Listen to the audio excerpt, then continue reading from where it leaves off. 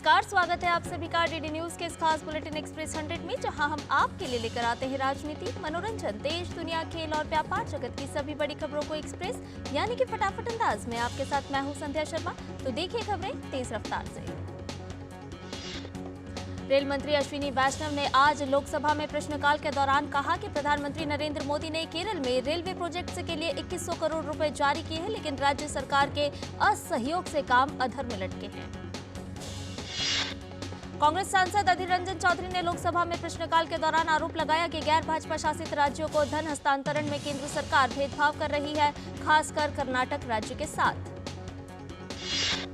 इस सवाल का जवाब देते हुए वित्त मंत्री निर्मला सीतारमण ने कहा कि वित्त आयोग की अनुशंसा के आधार पर ही राज्यों को पैसा मिलता है और इसमें वित्त मंत्री की कोई भूमिका नहीं होती है। केंद्र सरकार किसी राज्य के साथ कोई भेदभाव नहीं कर रही है। वित्त मंत्री ने लोकसभा में प्रश्नकाल के दौरान कहा कि एसजीएसटी का पूरा 100% पैसा राज्यों को ही दिया जाता है।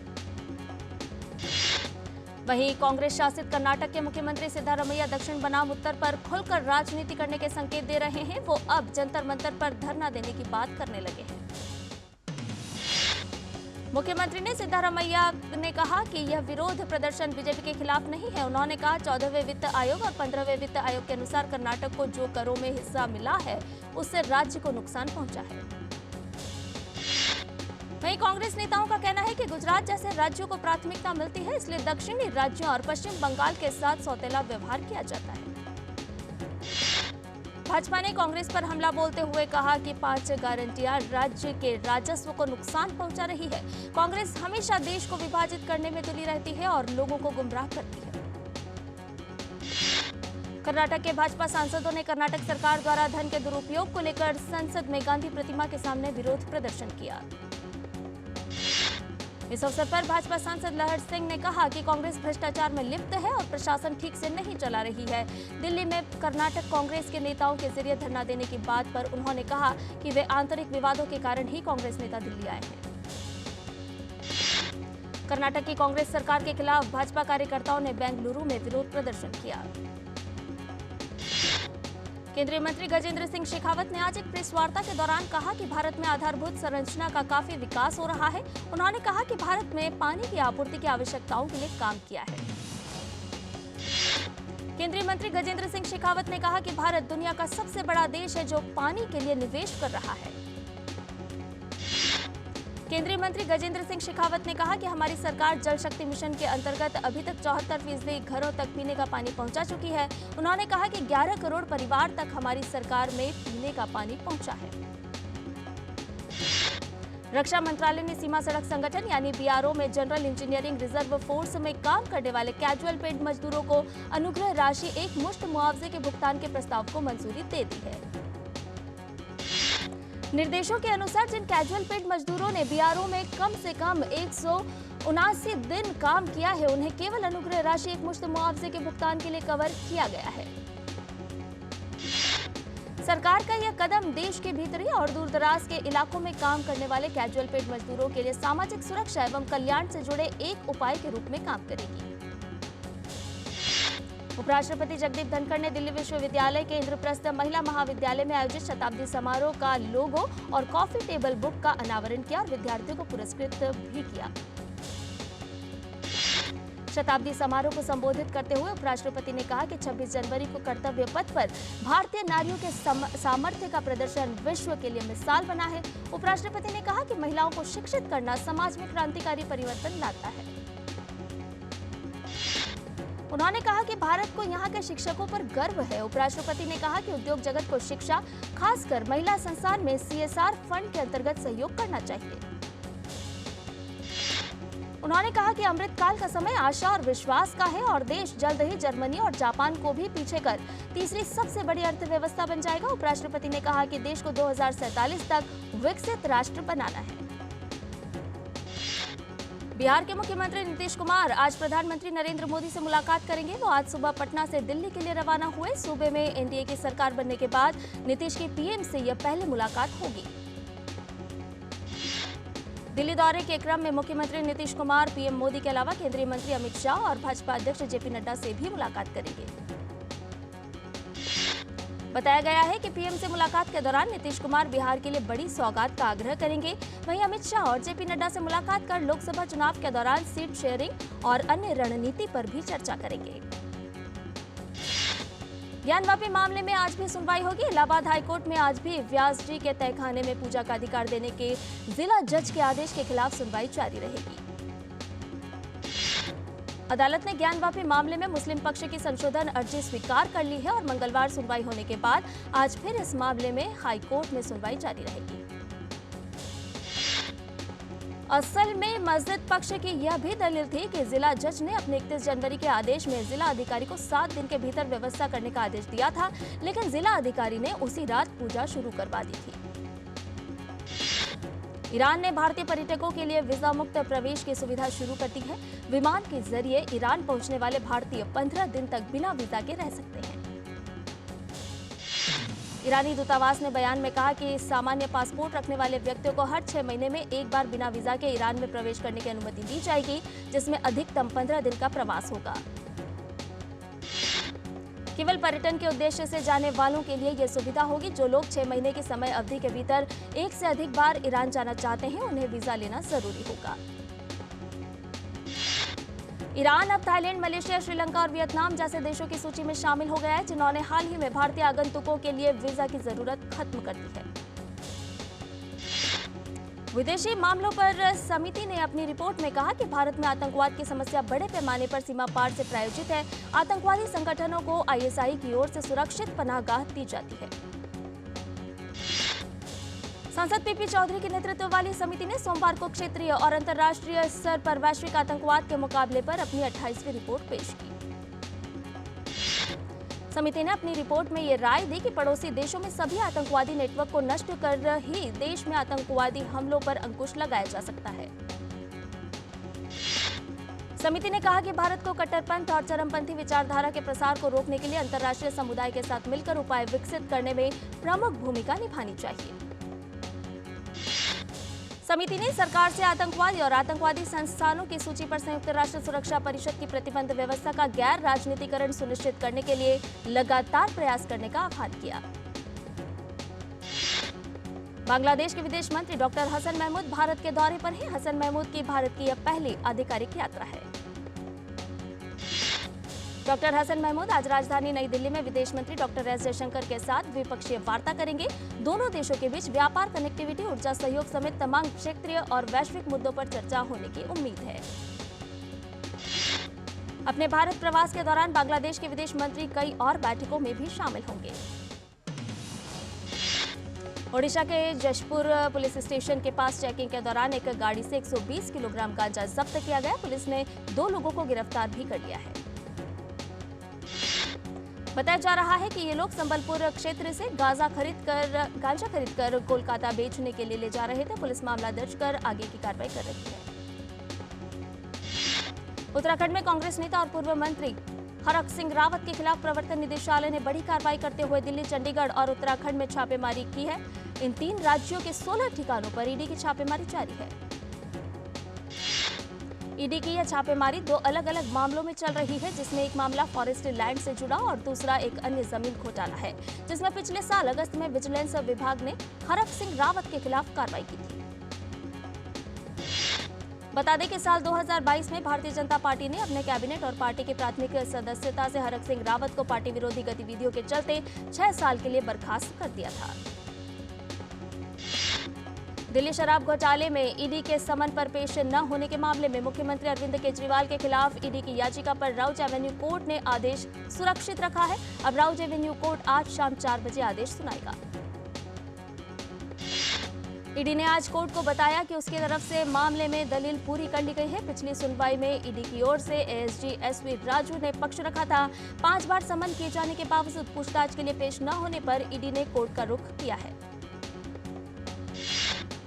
खाद्य और सार्वजनिक वितरण विभाग ने open network for digital commerce पर हिमाचल प्रदेश के ऊना और हमीरपुर जिलों में उचित मूल्य की दुकानों को शामिल करने के लिए एक पायलट प्रोजेक्ट लॉन्च किया है।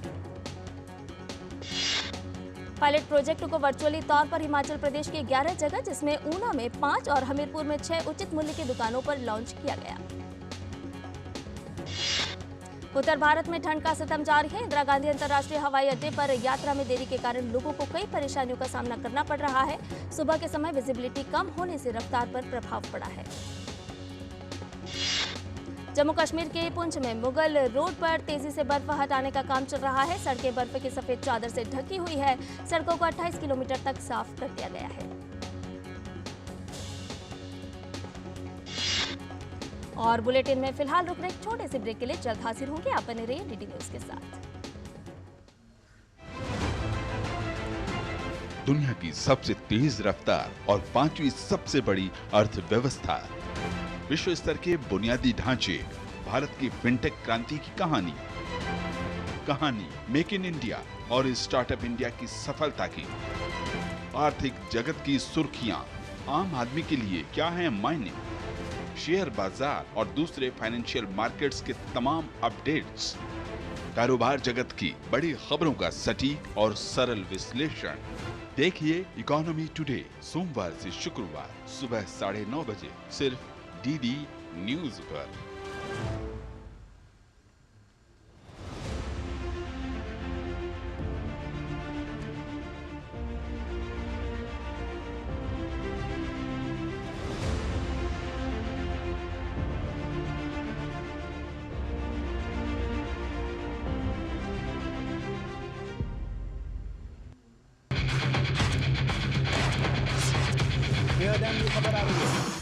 ब्रेकिंग न्यूज की रेस से हटकर हम लेकर आते हैं आपके लिए सार्थक, सकारात्मक और प्रेरणादायी खबरें सिर्फ हाथ से नहीं होते, खबरें अच्छी भी होती हैं जो देती हैं हौसला, बढ़ाती हैं आत्मविश्वास।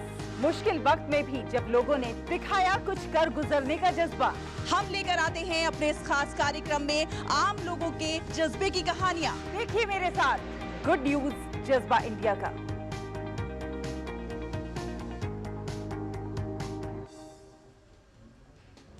और ब्रेक के बाद एक्सप्रेस 100 में आपका एक बार फिर से स्वागत है। ये बाकी की खबरों को भी जानें फटाफट अंदाज में। राष्ट्रीय कंपनी विधि न्यायाधिकरण ने जी एंटरटेनमेंट एंटरप्राइजेस लिमिटेड की याचिका पर कलवर मैक्स को नोटिस जारी किया। याचिका में दोनों मीडिया कंपनियों के विलय पर निर्देश देने का आग्रह किया गया है। न्यायाधिकरण की मुंबई पीठ ने सोनी को निर्देश देते हुए मीडिया दिग्गज से जील की याचिका पर 2 सप्ताह के भीतर जवाब देने को कहा। मामले की अगली सुनवाई के लिए 12 मार्च की तारीख तय की गई है। एशिया प्रशांत क्षेत्र के आवासीय बाजारों में वार्षिक मूल्य वृद्धि के मामले में बेंगलुरु एवं मुंबई 2023 की दूसरी छमाही में क्रमशः 8वें और 9वें स्थान पर रहे। रियल एस्टेट सलाहकार नाइट फ्रैंक ने जुलाई-दिसंबर 2023 की अपनी रिपोर्ट में कहा है कि बेंगलुरु और मुंबई ने वार्षिक मूल्य वृद्धि के मामले में एशिया प्रशांत क्षेत्र के शीर्ष 10 बेहतरीन प्रदर्शन वाले आवासीय बाजारों में जगह बनाई है। केंद्रीय सड़क परिवहन एवं राजमार्ग मंत्री नितिन गडकरी ने भारतीय राष्ट्रीय राजमार्ग प्राधिकरण के लिए एक स्थायी कैडर बनाने की वकालत की है। गडकरी ने कार्यक्रम को संबोधित करते हुए कहा कि NHAI में स्थायी कैडर होने से कर्मचारियों को तकनीकी प्रशिक्षण के लिए भारतीय प्रौद्योगिकी संस्थानों में भेजा जा सकता है। केंद्रीय सड़क परिवहन एवं राजमार्ग मंत्री नितिन गडकरी ने अरुणाचल प्रदेश में राष्ट्रीय राजमार्ग 913 के लाडा सारली खंड के निर्माण के लिए 2248.94 करोड़ रुपए स्वीकृत किए हैं। केंद्रीय बिजली मंत्री आर.के. सिंह ने जानकारी देते हुए कहा कि लगभग 156 गीगावाट क्षमता के बिजली उत्पादन की दिशा में काम कर रही है, जिसमें 103 गीगावाट नवीकरणीय ऊर्जा, 26 गीगावाट ताप विद्युत, 18 गीगावाट पनबिजली और 8 गीगावाट परमाणु ऊर्जा है। बिजली मंत्रालय ने जारी बयान में आर.के. सिंह के हवाले से कहा कि कुल 156 गीगावाट क्षमता निर्माणाधीन है और वित्त वर्ष 2031-32 तक करीब 469 गीगावाट की अतिरिक्त क्षमता जुड़ जाएगी। भारतीय रिजर्व बैंक ने गैर बैंकिंग वित्तीय कंपनियों और कोर निवेश कंपनियों के लिए तरलता जोखिम प्रबंधन ढांचे पर निर्देशों के कुछ प्रावधानों का अनुपालन नहीं करने के मामले में पावर फाइनेंस कॉर्पोरेशन लिमिटेड पर 8.8 लाख रुपए का जुर्माना लगाया है। भारत ने कतर से 20 साल के लिए तरलीकृत प्राकृतिक गैस के आयात को लेकर अब तक का सबसे बड़ा $78 अरब का समझौता किया है। LNG आयात समझौता वर्तमान कीमत से कम भाव पर 2048 तक के लिए किया गया है, जिसमें अनुबंध अवधि के दौरान $6 अरब की बचत होने का अनुमान है। भारत की सबसे बड़ी एलएनजी आयातक कंपनी पेट्रोनेट एलएनजी लिमिटेड ने बयान में कहा कि उसने भारत ऊर्जा सप्ताह के दौरान कतर एनर्जी के साथ बिजली उत्पादन, उर्वरक बनाने और सीएनजी में परिवर्तित करने के लिए प्रतिवर्ष 75 लाख टन गैस खरीदने के समझौते का विस्तार करने को लेकर समझौते पर हस्ताक्षर किए हैं। पिछले कुछ हफ्तों में तीव्र बढ़ोतरी के बावजूद Hindustan petroleum corporation, Bharat petroleum corporation और इंडियन ऑयल कॉर्पोरेशन के शेयरों में और इजाफे की गुंजाइश है। इजरायल और हमास के बीच अस्थायी संघर्ष विराम की फिर से एक बार चर्चा हो रही है। युद्ध विराम को लेकर कतर दोनों देशों के बीच मध्यस्थ बना हुआ है। कतर ने कहा कि हमास ने संघर्ष विराम प्रस्ताव पर सकारात्मक प्रतिक्रिया दी है। कतर के प्रधानमंत्री मोहम्मद बिन अब्दुल रहमान अल थानी ने दोहा में अमेरिकी विदेश मंत्री एंटनी ब्लिंकन से मुलाकात के बाद संवाददाताओं से कहा कि उन्हें बंधकों के संबंध में समझौते की सामान्य रूपरेखा के संबंध में हमास से जवाब मिला है। फिलिस्तीनी आतंकवादी समूह हमास ने कहा है कि उसने गजा के लिए प्रस्तावित युद्ध विराम समझौते पर अपना जवाब दे दिया है, जिसमें बंधकों की रिहाई भी शामिल होगी। इजरायल के प्रधानमंत्री कार्यालय ने कहा कि हमास की प्रतिक्रिया का गहन आकलन किया जा रहा है। इस बीच इजरायल के मुख्य सैन्य प्रवक्ता रियर एडमिरल डैनियल हगारी ने कहा कि गजा में रखे गए शेष बंधकों में से 31 को मृत घोषित कर दिया गया है। राष्ट्रपति पद के मतदान में 10 महीने की देरी करने से संसद के कदम के नतीजे के बीच सैन्य दल के 3 विपक्षी सांसदों को गिरफ्तार कर लिया गया। सांसदों ने सोमवार देर रात 25 फरवरी के बजाय 15 दिसंबर को मतदान कराने के लिए आखिरी मिनट में संशोधन को मंजूरी दी थी। सत्तारूढ़ गठबंधन के सांसदों ने इस कदम का बचाव करने के लिए एक प्रेस कॉन्फ्रेंस आयोजित की। यूक्रेन में उत्तर कोरिया की पैट्रियट मिसाइलों को लेकर संयुक्त राष्ट्र में अमेरिका और रूस के बीच झड़प हुई।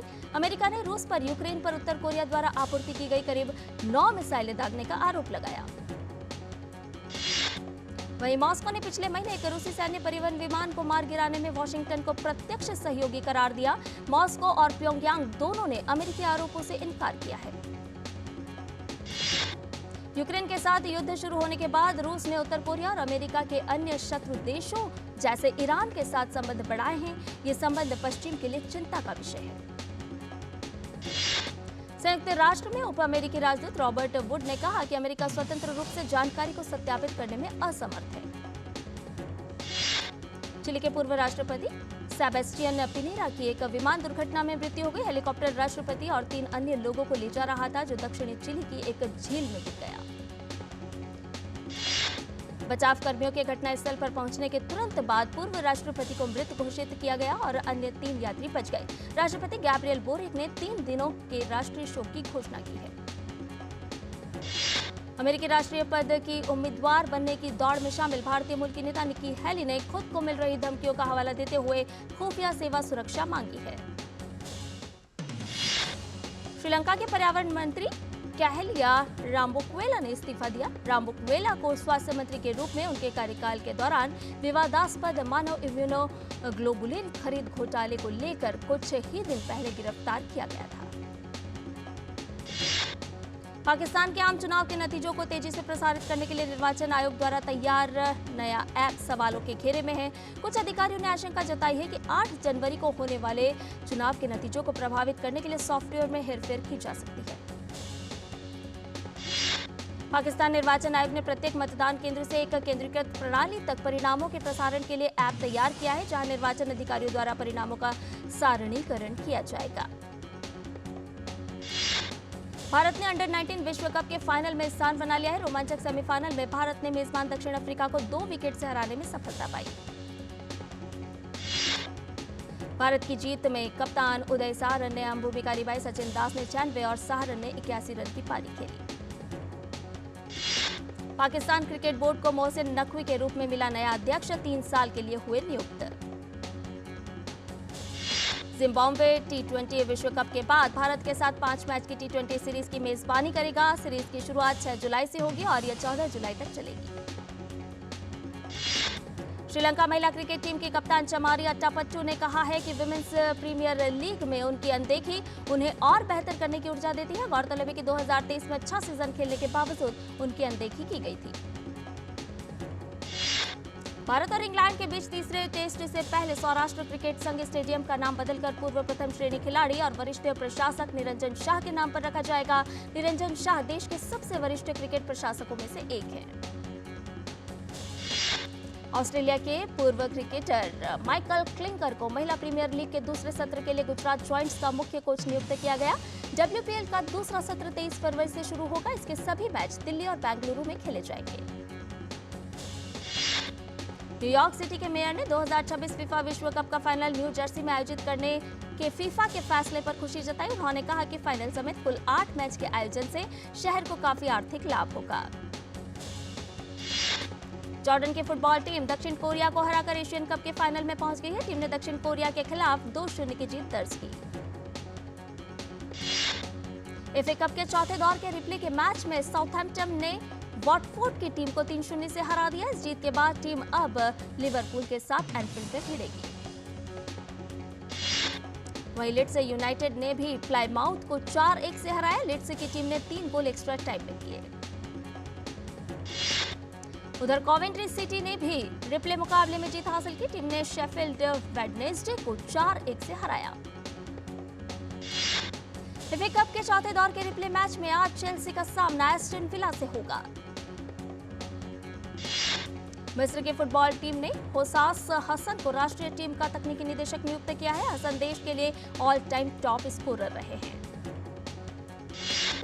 The court of arbitration for sport में आज से टेनिस खिलाड़ी और पूर्व विश्व नंबर 1 सिमोना हालेप पर लगे 4 साल के प्रतिबंध की सुनवाई शुरू होगी। हॉलीवुड सिंगर टोबी किथ का कैंसर जैसी गंभीर बीमारी के चलते 62 साल की उम्र में निधन हो गया। बतौर गायक और गीतकार टोबी ने इंडस्ट्री में अहम योगदान दिया जिसे कभी नहीं भुलाया जा सकता। शार्क टैंक इंडिया के जज और ओयो के CEO रितेश अग्रवाल ने सोशल मीडिया पर एक लेटेस्ट तस्वीर को साझा किया है जिसमें वह साउथ सुपरस्टार राणा दग्गुबाती के साथ नजर आ रहे हैं। इस फोटो के साथ रितेश ने ये भी बताया है कि उनको ये शार्क टैंक इंडिया शो कैसा लगता है। बॉलीवुड डायरेक्टर संजय लीला भंसाली की आने वाली web series Heeramandi the diamond बाजार लंबे समय से चर्चा में बनी हुई है। इस सीरीज को लेकर एक अपडेट सामने आया है जिसमें बताया गया है कि इसमें 2-4 नहीं बल्कि 6 से 7 गाने भी शामिल होंगे। सुनील शेट्टी के बेटे अभिनेता आहान शेट्टी एक बार फिर से अपनी दमदार वापसी करने को तैयार है। आहान के पास इन दिनों 4 बड़ी फिल्में हैं जिसका अनाउंसमेंट वो जल्द ही करने वाले हैं। इनमें से एक मूवी इसी महीने आने वाली है तो वहीं बाकी 3 फिल्मों के अनाउंसमेंट एक-एक करके होगी। हाल ही में सोनम कपूर अपनी दोस्त की शादी में लाल साड़ी पहने नजर आई। उन्होंने अपने इस लुक की तस्वीरें पोस्ट करने के साथ ही इस साड़ी से जुड़ी जानकारी भी साझा की। उन्होंने बताया कि ये उनकी मां की 35 साल पुरानी साड़ी है जो उन्हें उधार मिली है। और एक्सप्रेस न्यूज में फिलहाल इतना ही। हमें दीजिए इजाजत, लेकिन DD न्यूज पर खबरों का सिलसिला लगातार जारी है।